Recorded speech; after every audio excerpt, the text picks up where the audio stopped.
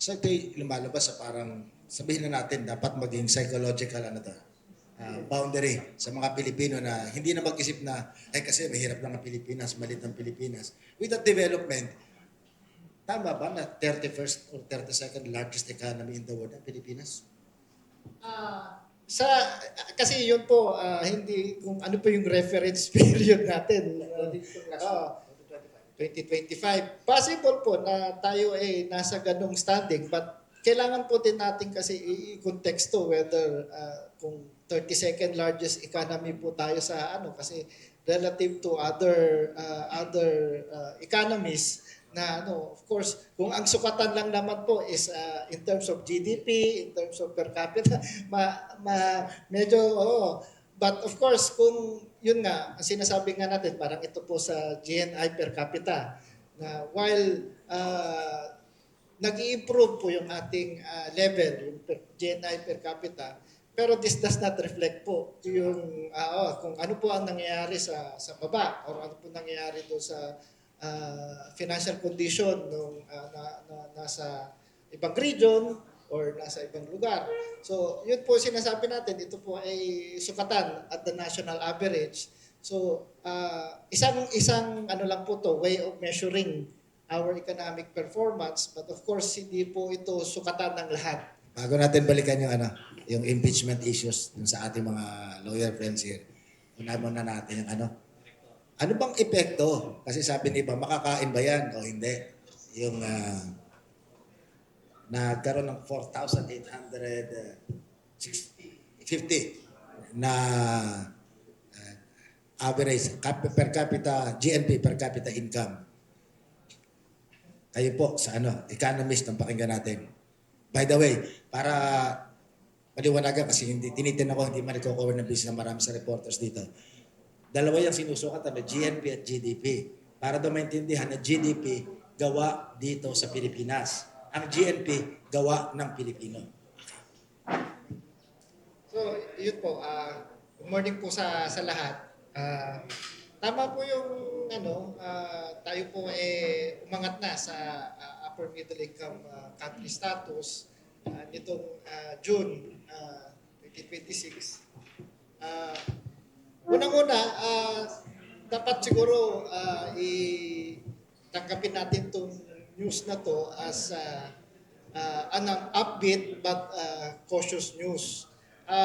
Malaking bagay din po itong na-achieve po natin, tutuusin, it's really a milestone dahil hindi po to na nangyari sa isang araw o isang taon. Ito po culmination of about 4 decades of trying to improve yung ating economic standing.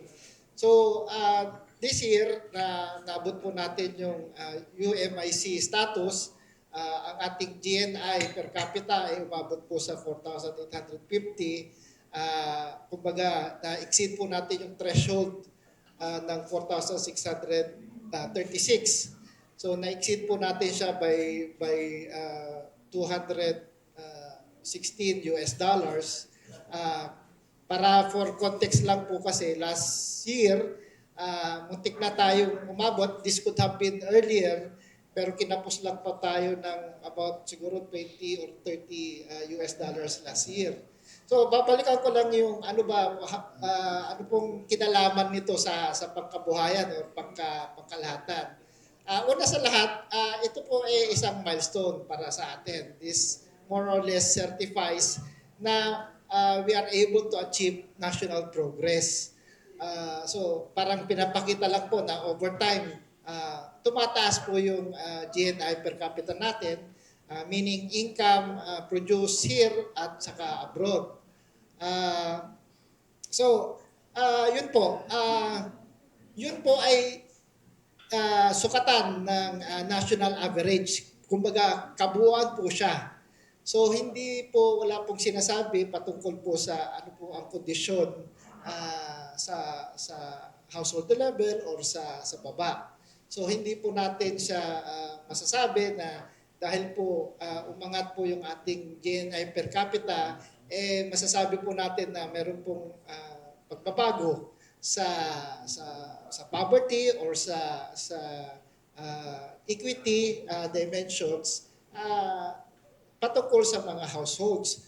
So ang ano lang po, ang advantage lang po na nitong pag-abot or pagkamit natin ng UMIC status is that it parang improves yung ating standing in the international arena, improves our credibility, it improves our prospect of improving ang ating credit rating.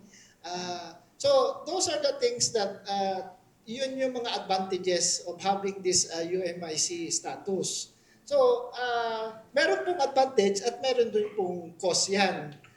Sabi po nila, ang possible cost po nito is that hindi na po tayo makaka-access ng mga concessional financing dahil ang nakaka-access din po kasi ng mga concessional financing yung pong mga borrowing or utang at much lower interest, yun po yung considered as nasa low-income countries. So since hindi na po tayo eventually, hindi naman po kaagad-agad yan, meron po kasing parang transition na until such time na tumaas yung GNI per capita mo ng 7,000, tsaka lang po siguro magkakaroon ng limitation doon sa access mo ng concessional financing. Pero again, hindi po siya kaagad. So unless until we are able to reach yung GNI per capita, tsaka lang po mangyayari yun. So yun po yung mga possible cost po sa atin, but siguro kailangan intindihin rin natin na pwede naman natin i-leverage itong ating paggamit ng UMIC dahil posible na rin po na because of this standing, since nag-improve yung ating credibility sa international arena, we can be able to access more funds at the sa international capital markets, and we can be able to finance yung mga pangangailangan natin para mas lumago pa yung ating ekonomiya. So naalala ko nung panahong dekada 80 at latter part ng 80s saka 90s, early 2000, maraming kumpanya nag-i-invest sa China kasi emerging market, malaki. With that development, imagine pag tinotal ang GNP ng Pilipinas, nasa $560 billion annual GNP. Ganon, mas malaki pa sa GNP ng Singapore. So, dagdag pa yan sa GNI na yan. So, lumalabas na mas attractive ngayon sa mga foreign investors ang ating ekonomiya. Kailangan siguro himayin natin yung na yan. Kasi kunwari, i-compare po natin doon sa mga kasabayan natin ngayon na umangat sa UMA status. Kunwari, Vietnam. So, pag tinignan nyo po yung although, ang kagandahan po dito sa nangyari sa atin, sabi po ng World Bank, broad-based expansion ng ating GDP. So, ni walang isang sektor ang talagang nagbuhat sa atin para umangat tayo doon sa status na yon. So that's a good news para sa atin dahil kumbaga lahat ng mga sektor, agriculture, industry at saka services tumutulong doon sa pag-angat natin. Compare po natin sa Vietnam, ang Vietnam kasi talagang export-led economy siya. So talagang ang nagdala at napakaganda yung kanilang ngayon ang sitwasyon dahil especially now dahil meron po tayong energy crisis at nagtataasan po yung presyo ng langis and so forth and sa inflation. Ang pagkakaiba po kasi ng the way yung ating economy structured relative to Vietnam. Lalo sa atin, makukonsider kasi natin yung economy natin napaka-import dependent. So every time nagtataas po yung presyo ng langis, very vulnerable po tayo sa pagtaas ng presyo dito sa atin. So kung ikukumpara mo yung inflation ng Pilipinas across ASEAN countries, tayo po, ang inflation natin is nasa 7%. Tapos yung countries like Malaysia, Indonesia, Vietnam, nasa 2 to 3% lang po yung inflation nila. Dahil magkaiba po kasi yung structure ng economy natin eh. Like for example, sa energy sector, deregulated po kasi yung ating energy sector. Unlike sa Malaysia and Indonesia, medyo may state-controlled pa yung mga energy sector nila. So nakakapag-provide sila ng subsidies. So more or less, nakokontrol nila yung presyo ng langis sa Malaysia, Indonesia. And isa pa, ang Vietnam kasi export giant yan. Thailand and yung mga agricultural exports nila like rice and other agri-commodities, talagang malaki ang share ng kanilang export value. Isa po sa dahilan, isa sa factor kung bakit natin itong UMIC status na ito. Siyempre, yung bahagi nito yung sahod ng ating mga manggagawa. Pero bakit po sa pananaw ng inyong tanggapan, ng inyong opisina, ang pagkakaroon ng isang across-the-board salary increase para sa ating mga manggagawa ay hindi favorable para sa ating ekonomiya? Sa amin naman, of course, we are in favor of having a wage increase. Kasi kung titignan po natin, sabi ko nga, yung inflation natin is around 6 to 7%. Tapos ang ating wage level halos hindi sumasabay doon sa inflation. Fortunately, this June, nag-increase po yung Regional Wage Board in Metro Manila na napakataas na wage increase at about 85 pesos. So currently, ang minimum wage ngayon sa NCR is nasa 780 pesos na. So yun po ang so far pinakamataas single largest increase sa minimum wage in the history of the Regional Wage Board sa NCR. So kung titignan mo yung increase na yon, so more or less parang 8% increase dun from the previous level, from last year's level. So compared mo dito sa inflation natin, around 6-7%. So more or less parang binabalik lang niya yung nawalang purchasing power ng mga manggagawa natin eh. So in a way, that's a good policy para more or less parang tinutulungan natin yung ating manggagawa para yung kung ano yung nawala sa kanilang salaries or wages because of inflation, ay babalik naman through this recent increase sa minimum wage. Na point out mo kanina, it poses a challenge to our policymakers. And at the same time, merong din, merong benefits sa economy. Pero how would you respond to the claim, the opinion of a progressive thinker like Walden Bello, na parang dinismiss niya outright na walang ibig sabihin nito para sa bansa. Gusto niyo ba sabihin yung mga profit of boom? Sa amin lang naman, of course, sa ano lang kami, we always look at the data, at the kumbaga empirical evidence po yung aming pinanggagalingan. So, of course, we understand yung ibang side na bakit wala naman tong kinalaman sa kabuhayan. Kasi kailan intindihin po natin itong increase ng GNI per capita based to ng 2025. So kung ano po yung nangyayari sa atin ngayon, this 2026, hindi po na-account doon sa ano na yon, sa accomplishment na yon. So kaya nga ang sinasabi namin kasi manipis po yung threshold, kumbaga from doon sa 4,850 doon sa threshold na 4,636, almost 200 US dollars lang po yung gap. So ang sa atin po is kailangan for us to be able to sustain yung ating UMIC status and hopefully maabot pa natin yung next level. Ano yung next level? Yung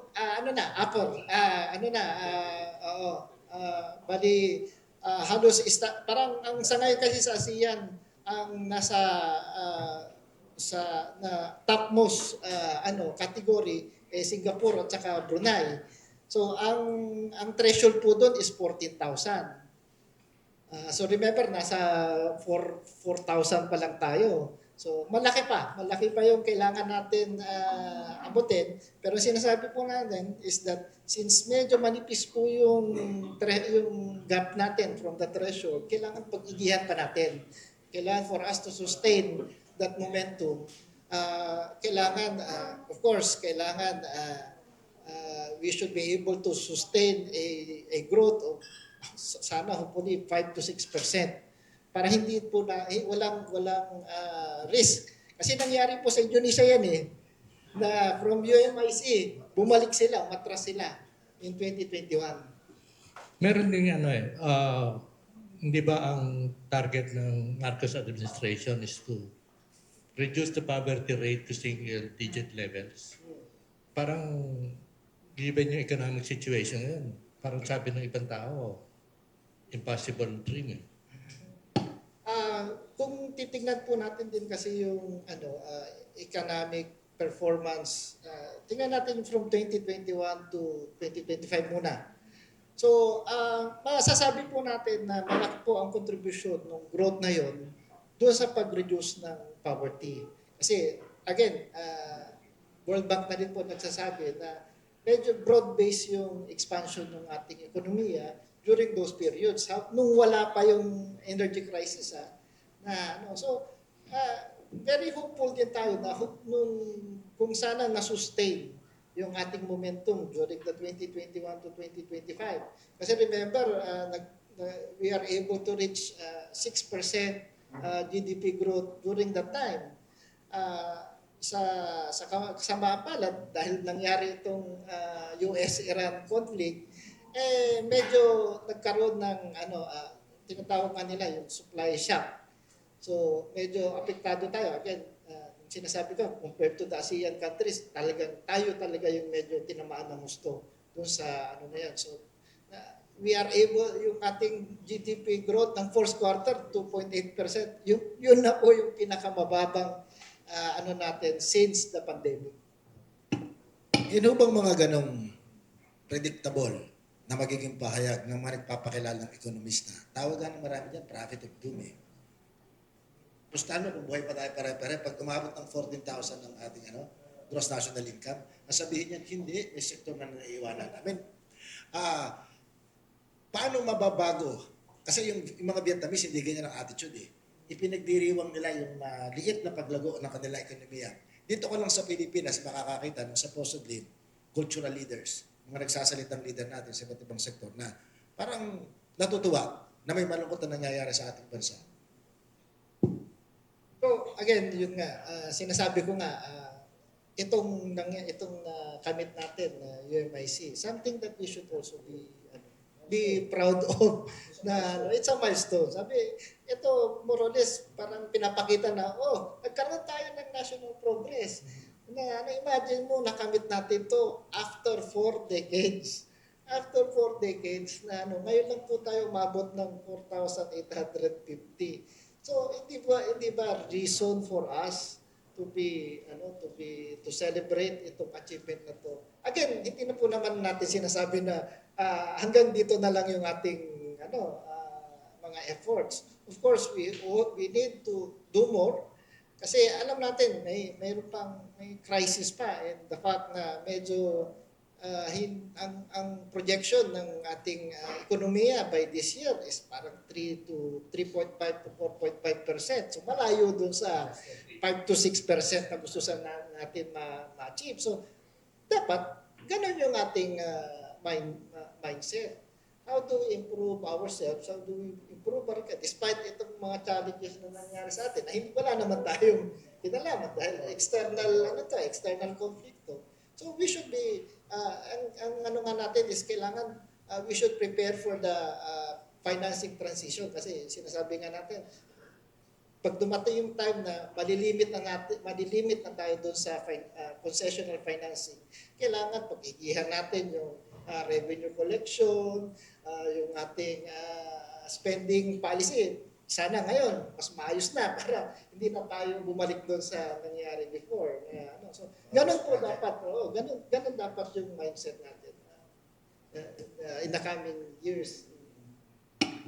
So overall, tingin mo hindi achievable yung single-digit poverty level by in the next 2 years? In the next 2 years, sa ngayon kasi, sir, yun nga, because of this nangyayari sa abroad, na ano, and again, hindi rin po natin masasabi na tomorrow or next week or next year, maayos na yung gulo doon sa Middle East. So may mga, of course, may mga downside risk na posible po na maging malaking epekto sa ating economic performance. So again, dahil ang projection sa ating GDP, ang ating economic performance is nasa 3.5, 4.5% this year. Although next year naman, medyo aangat po tayo ng around 5%.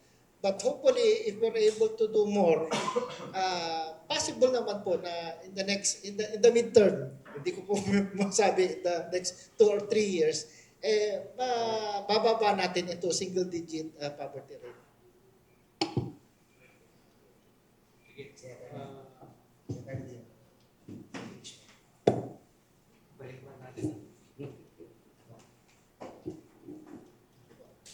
Attorney, ano yung mga pending? Ito para sa Congress TV.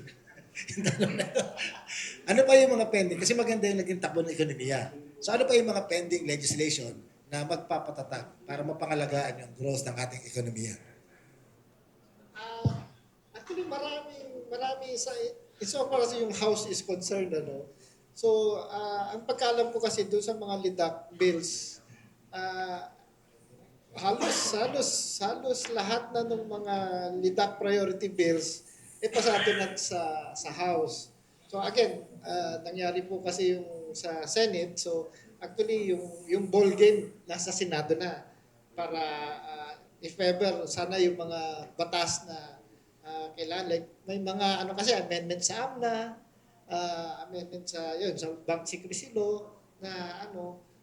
So may mga may mga low-lying fruits na talagang kung kaya within the year na pwede na lang ipasa to be approved, to be signed by the President by this year. So again, it's up to the Senate para ma-fast track nila yung mga deduct priority bills ng Presidente. Pero di naman sa naninisi ang House dun sa Senate kasi by sheer number, alam na talagang matitenga sa Senado eh.